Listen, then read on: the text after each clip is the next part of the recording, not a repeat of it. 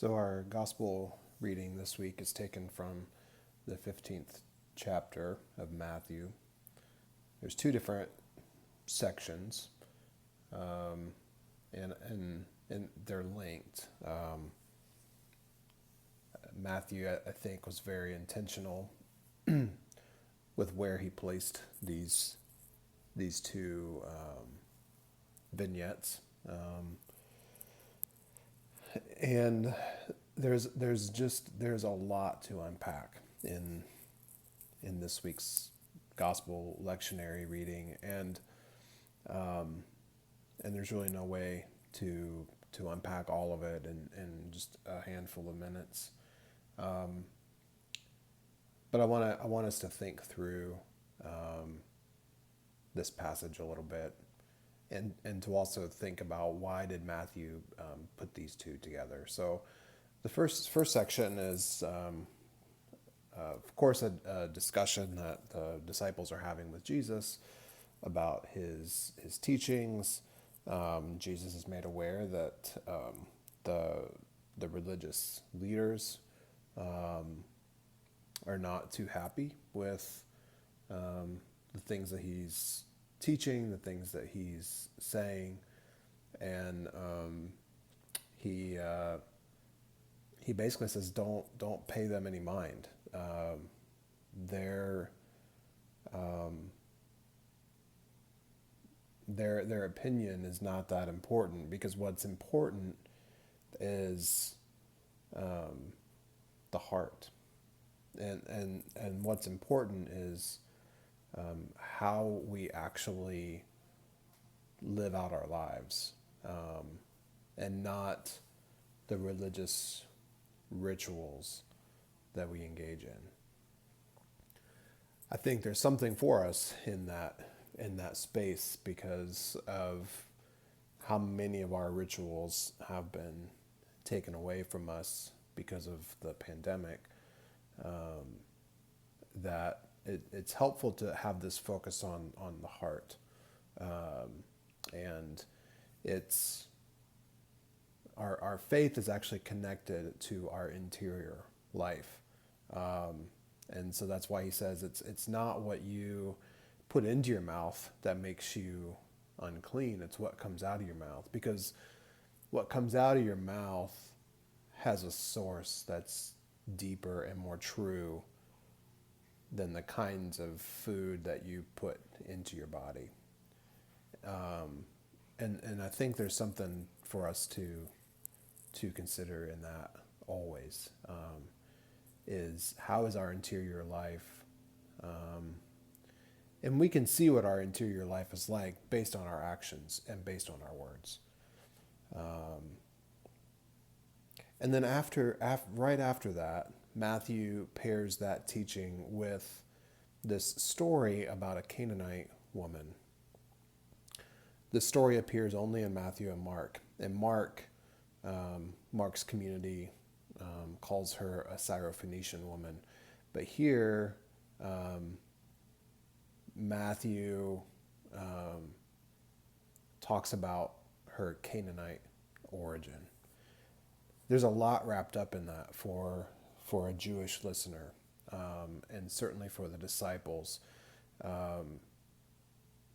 Canaanites were lifelong enemies of Israel. They are known for their pagan practices. They're known for, at least to the Jewish people, the way that they frame it. They're known to be prone to kind of chase after any kind of new teaching, new leader, new Messiah, new magician, new philosopher, and so there's a lot of symbolism in this and what's happening here. I'm very mindful of that there's a lot of feminist critique of this passage that's really important for us to hear. There are also liberationist critiques that look at this in terms of race and anti-racism, because Jesus compares, maybe he compares this Canaanite woman to a dog. And so that's certainly at play. And as a white male, I just need to recognize that that my reading of this needs to be opened up continually. I struggle with both of those interpretations because partly because the Jesus that we encounter in the Gospels is not consistent with a racist person, and it's not consistent with a misogynist person. But that doesn't mean he didn't hold racist ideas or misogynist ideas, or that he expressed those ideas in ways that we need to be mindful of. Having said that, what I wonder about is going on is connected to this teaching of the heart and what Jesus determines to be kind of true faith and true teaching. And so the language that this woman uses and the way that she persists and the way that she actually enters into Jesus' dialogue, it makes me think that he wasn't being as totally dismissive as he comes across. But to be clear, he completely ignores her to begin, and so that's something we need to be able to reckon with as Christians. What does it mean that Jesus blows her off and doesn't engage her right away? But this teaching around children and dogs, she approaches Jesus and just outright calls him Lord and Son of David, and so she immediately acknowledges his power in this situation. His power is one as she considers him to be a leader in the people who conquered her people. And that's the Son of David piece of this. And calling him a Lord is giving him the respect that would have been due his title, which he didn't actually have as a title. And then she acknowledges that he's correct in what he says in regards to the children being fed first.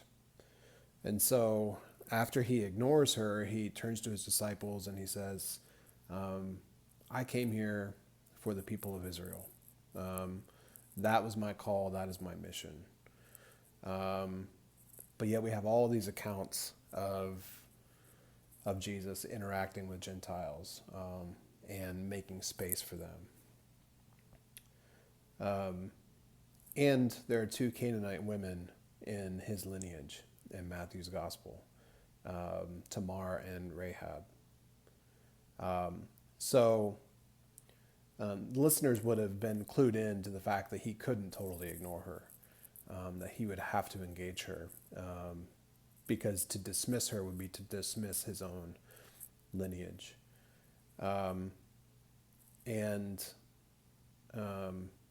So he crosses over into this land of Tyre and Sidon, which is today we call that Lebanon, and Lebanon, of course, has been in the news recently because of the tragic explosion in Beirut.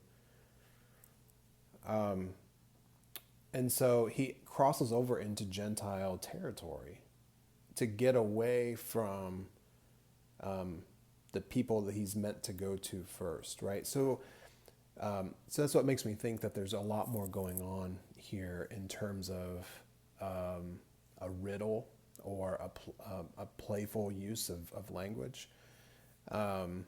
That it's a banter that goes back and forth between the Canaanite woman and Jesus, and so she persists, and he turns to her and he says, "You know what? It's not really fair for me to give food to the dogs before giving food to the children."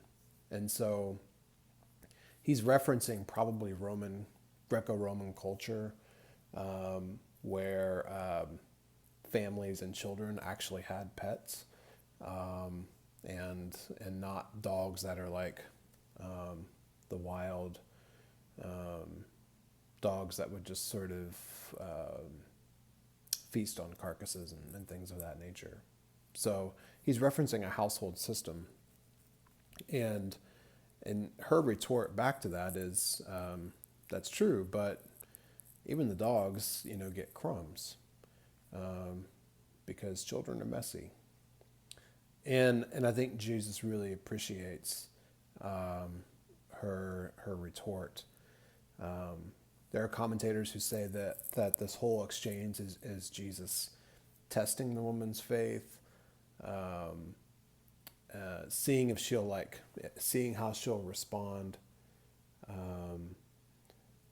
Whatever the case is, Matthew put this story in there for a reason, and connecting it to Jesus' earlier teaching about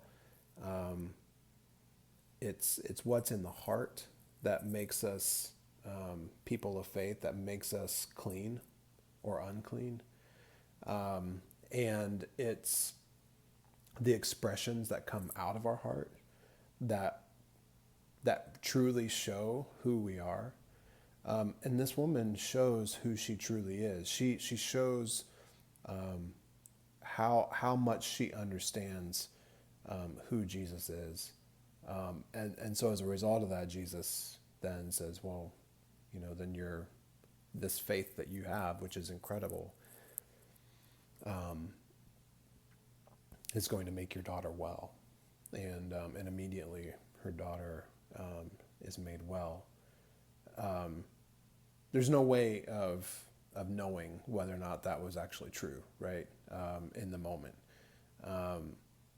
And so what I think Matthew is trying to say is that that there's an urgent need to get clear on what faith means to us. There's an urgent need to get clear on where our hearts are at. And that comes into today, and where we are right now with the pandemic getting worse in this country, largely because of what's in our hearts. I'll just go ahead and say it. There are a lot of people that are being incredibly selfish, because they're more concerned about their rights as citizens than the health of their neighbor.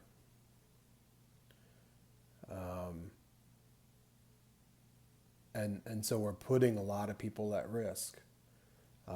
That shows what's in our hearts. Sure, like our rights are what they are. And people who claim that are not wrong. The problem is that this whole discussion about whether to wear a mask or not, and then what kind of mask, and all these kinds of things, and whether or not we, re-enter our churches, re-enter our public life, it exposes what matters most to people. And I'll also say the vast majority of people are doing the right thing and probably doing it for the right reasons. I don't think most people are wearing masks because they like to follow rules. I think most people are wearing their masks because They care about their fellow human beings. And I think selfishly, in a sense, we're all tired of this, and we all want to go back to life before COVID in some respect. And so we want a healthy economy. We want people to be able to work and to feed themselves and their families. We want people to be able to stay in their homes. We want these things for ourselves and for each other. And so most of us are choosing to do the right thing, I think, for the right reasons. The same thing goes in terms of the movement for Black and Indigenous and people of color, and their health and well-being. The pandemic of racism that is still very prevalent in our country. The rhetoric, right, and the actions are a reflection of what's in our hearts. And so you can tell really clearly what's in a person's heart or what's in a group's heart based on the things that they say and the way that they say them.